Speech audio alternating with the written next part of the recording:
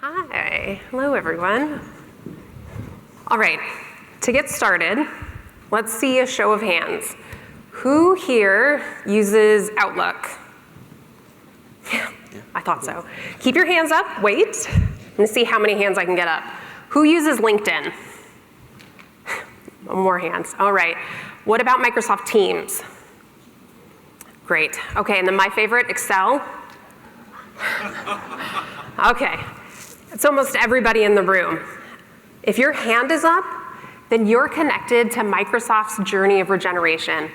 That's because all of the services I just mentioned are powered by the cloud. And as mentioned, I'm Caitlin Chusey. I'm the director of Biomimicry in the data center arm at Microsoft. And we build the physical infrastructure that powers the cloud. This is my friend and partner, Seth Gale-Wyrick. He's the senior principal at Biomimicry 3.8. And for the last 4 years, Seth and I have been exploring what does it mean to create a data center that is regenerative. Now, I wish I could tell you that we already have all the answers and just put it up on a slide, but we don't. It's still a journey. But we're here today to share with you what we've learned so far. Caitlin and I share this perspective called biomimicry, and that means that we study how nature works so that we can design better solutions. And that's because we believe nature pretty much always has the answers that we need. So how about in the case of this data center? I mean, look at this thing. It's the giant industrial facility in the foreground.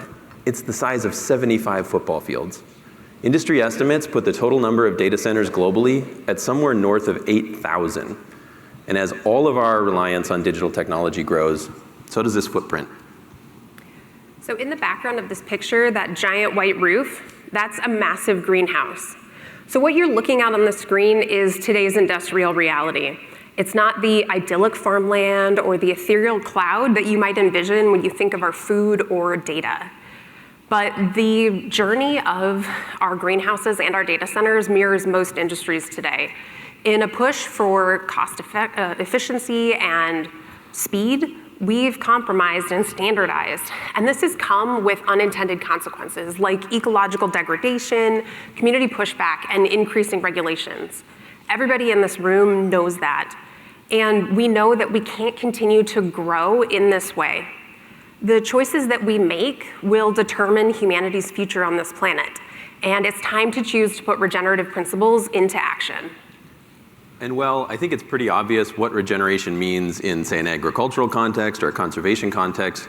My guess is that most of us agree we need regeneration around the entire planet, and we need it across all sectors. And so Caitlin and I really want to demonstrate that regeneration is possible on something as big, technical, and complex as a data center. So we started by envisioning a future where our technology is indistinguishable from nature.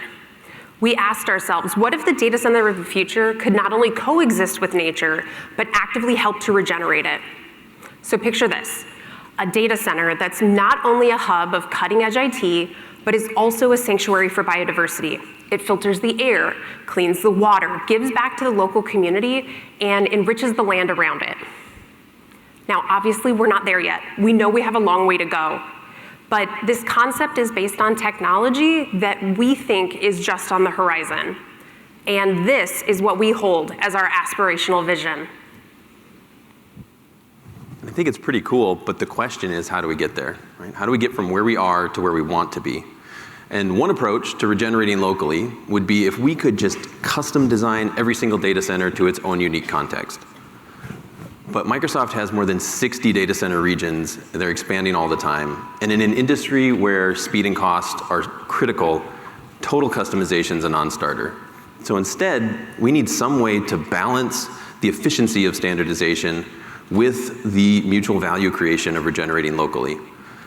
And perhaps even more important, we need some way to manage the complexity that comes with doing it at this kind of scale.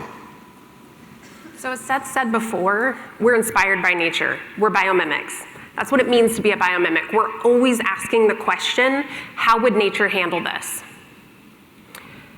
Nature is the only working model that we have for regeneration. After any disruption, whether it's an earthquake, a wildfire, or even human development, nature has the amazing ability to flourish and thrive. So when seeking wisdom on regeneration and managing complexity, nature itself is the best place for us to turn for wisdom. For example, we can turn to this mesmerizing display of birds. It's called a murmuration, and at first, it looks a bit like chaos. But soon this coordinated pattern begins to emerge from within the apparent disorder. This is nature demonstrating that complexity doesn't necessarily require rigid top-down control. Instead of some centralized decision-making authority to manage the discomfort of complexity, each individual bird follows just 3 simple rules. Gravitate towards others, maintain a safe distance, and align your direction. Simple, right? Yet the collective result is beautiful. By pinpointing the right foundational set of principles, we too can manage the complexity of regeneration across scales. So to help you manage your complexity and skip past some of the mistakes that we've made, Seth and I have distilled what we've learned into 3 simple rules that we believe are game changers. Simple rule number 1, let nature lead.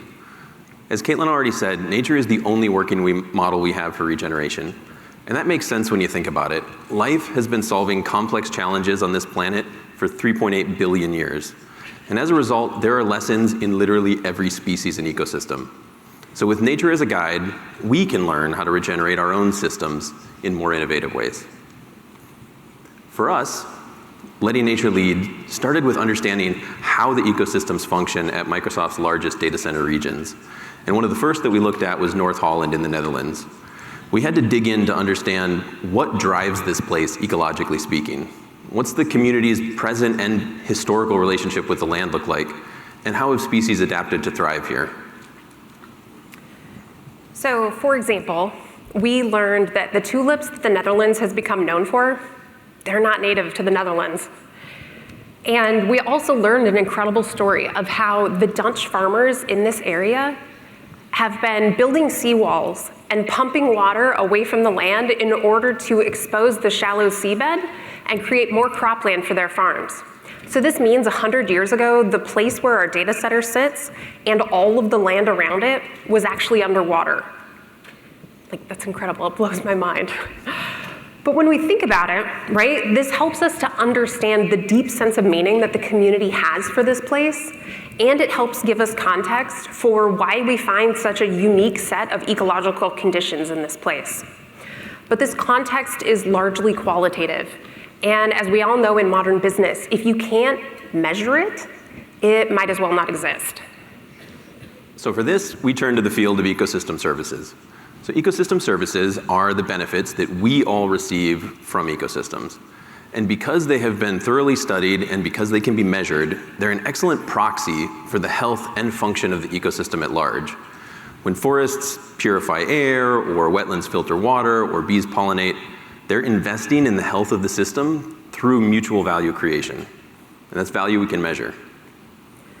By measuring the ecosystem services of a specific place, we can get a place-based fingerprint of what a thriving environment looks like. This fingerprint helps us to align with stakeholders on mutual goals, it helps us to set performance benchmarks, and it helps us to quantify how nature can lead us to ecological regeneration in a way that is specific to this place. So how does a business as usual top-down approach stack up against nature's benchmark? The data on the right represents the typical ecosystem service performance across the built environment at large in the Netherlands. It's pretty rough. Yeah, it's pretty bad. The difference that we see between these two bars represents what is lost due to typical human development. And I think that this is something a lot of us know and feel intuitively, and yet it's still a little shocking to see the data. Caitlin and I view this gap as a call to action. Ecosystems are generous by virtue of existing, just because they're there. Why can't our built environment, data centers included, be too? The first time Seth and I saw the size of this gap, we felt kind of like this squirrel. It felt like an impossible leap into the unknown to get from where we are to where we knew we needed to go. But look closer at this squirrel. I've spent a lot of time looking at the squirrel. Look at its little face, okay? It looks pretty calm, right? At least I like to think so. And it should be. It should be because in the 3.8 billion years that nature has been innovating, it hasn't made baseless jumps into the unknown. Instead, it builds on what works over time, making modifications to get better and better. And this introduces us to our next simple rule. Simple rule number 2, find the adjacent possible. Now, the adjacent possible is a specific concept from biology, and it's all about how these initially small steps in evolution can become exponential system changes. And so by looking beyond our usual horizons and finding an unexplored edge, we can find opportunities to nudge our systems into transformation. This can kind of sound like a tricky concept, but let me give you an example because it's something we all know intuitively. So at a conference like this, everybody here is a potentially life-changing connection. All you have to do is go up and introduce yourself, right? But that can feel pretty daunting, especially if you're introverted like me and Seth. But think of how much easier it is when you get an introduction from a mutual connection, right? It's the familiar introducing you to the new. It still might feel a little uncomfortable, but it's not nearly as scary. New technologies, new projects, new solutions, they all work in the same way. That saying about how one thing leads to another, it's all about how taking action on your possibilities builds momentum into an infinite number of adjacent possibilities just next to it. But with all of this potential, the key question becomes, how do we find meaningful adjacent possibles that can actually tip the system towards regeneration? We've thought a lot about this, and Caitlin and I believe that this tipping point comes when we elevate and view nature and the community as equal stakeholders with the business at the design table. And then we focus our innovation efforts on the places where they overlap. So in North Holland, while doing our ecosystem assessment, just such a situation became clear to us. Because at the time, Microsoft wanted to expand capacity in the region, and yet things were being slowed down by regulatory debates, as they often are. And in the meantime, the community's voice was growing, right? And they were urging us to respect and regenerate local ecosystems. And the tension between these two things presented an opportunity. We thought that our biomimicry-based approach could add value that the community would really appreciate. And we could do it in a way that was actually good for local ecosystems. And along the way, then it would be good for Microsoft as well. And this is the kind of mutual value creation that we're looking for. It's all about building a business case that incorporates the local ethos and environmental regeneration. So for us, the adjacent possible was greening a data center. Microsoft knows data centers. As biomimics, we know nature. But together in partnership with the community, we had never tried to improve the ecosystem performance of one. So we pitched an idea to take action now, to learn, and to build momentum towards our aspirational vision. So on our existing campus, we could enhance the landscaping by planting native trees, shrubs, and flowering grasses. We could convert previously turfed areas to pollinator habitats. And we could do something incredibly simple, like making a break area outside for employees to have time in green spaces. So these changes provide a lot of good, a lot of functional benefit, like fortifying canal banks, bolstering biodiversity, and enriching the soil. We know we're not all the way to our aspirational vision, but we've learned so much along the way, all the while collecting these valuable lessons that we're going to need in order to make our aspirational vision a reality. One such lesson that we quickly learned, is often the case, this whole greening a data center thing wasn't going to be as easy as we thought. Data centers are designed for efficiency and reliability and security. And so integration of these natural elements onto especially an operational site requires careful coordination. It required meeting with so many departments, and we needed permits, and we needed engagement with the municipality, and of course we wanted valuable community input. We quickly learned the number of stakeholders required to pull this off is substantial. And that brings us to our final rule. Simple rule number 3, co-create with willing partners. Regeneration cannot be a monologue delivered from a big corporate entity to a local community. It has to be a dialogue between many equal stakeholders. Just as we say that nothing in nature exists in isolation, no successful long-term regeneration project can grow in a vacuum. It absolutely requires the insights, the experiences, and the aspirations of the local community, but it can benefit from the influence, the expertise, and the reach of global partners. By fostering a culture of shared vision and collective action, we can transcend silos that stifle innovation and increase our positive performance over time. There's another benefit to inviting this wide range of voices to the table. Of course, welcoming different perspectives enriches our initiatives, but it also uncovers new partners who share our vision. They pick up and drive our projects forward. They infuse them with energy and momentum.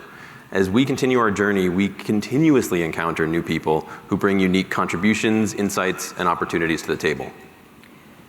In addition to our local partners, at Microsoft, we've uncovered a number of people internal to the company who are eager to do this work on teams ranging from community development to surprising partners like data center engineering. Our external collaborations have been equally as enriching. Through our partnership with Biomimicry 3.8's Project Positive, we've been introduced to other regenerative partners like Ecometric Solutions Group, HOK Architects, and Jacobs Engineering. The importance of enthusiastic collaborators cannot be overstated. For example, one of our favorite collaborations to date has been our partnership with the local Tiny Forests program. Back in 2022, as we were starting to dig in on site, we learned of nearby Middenmeer's plans to create 22 tiny forests across their primary schools to boost access to green spaces. Microsoft has since committed to funding the Tiny Forest project to expedite its completion. Next, both parties, driven by this newly shared vision, teamed up with Biomimicry Netherlands to start hosting education days in tiny forests to teach kids about learning from nature. This is an excellent example of how our work on the data center campus, when combined with local partnerships, it enabled us to discover new adjacent possibilities beyond the boundaries of the site. So at this point, you might be thinking, this sounds great, but how do you do it at scale? Because most people live within temperate climate regions, half of our data centers fall within the same biome as North Holland. So solutions identified here can be applied to many other locations. We've been creating the framework, the baseline data, the design guidelines, and the enhancements, which can all apply to many other locations. Since our first pilot, we've developed a whole playbook of solutions that cover 6 biomes around the world that actually cover 90% of our global footprint. This is the exponential part of the adjacent possible. With these efforts, Microsoft is pressure testing and building a framework to expand our local regenerative impact on a global scale. But Microsoft is just one company. And regeneration, it's bigger than any one of us. It's so true. The real potential comes when the ripple of impact from the collective activities of all the people in this room come together, and all the companies who aren't here too. And that collective action, it could be profound if the edges of all of these regenerated places begin to overlap. And it's also okay to admit that it's daunting, and it's nothing if it's not complex. So as we close, we invite you to explore our simple rules. Create your own and share them back with us. Send them on LinkedIn. We would love to learn from you as well. If we let nature lead, if we take action on our adjacent possibilities, and if we really deeply trust in our partnerships, then we will lead the way to a regenerative future. Thank you.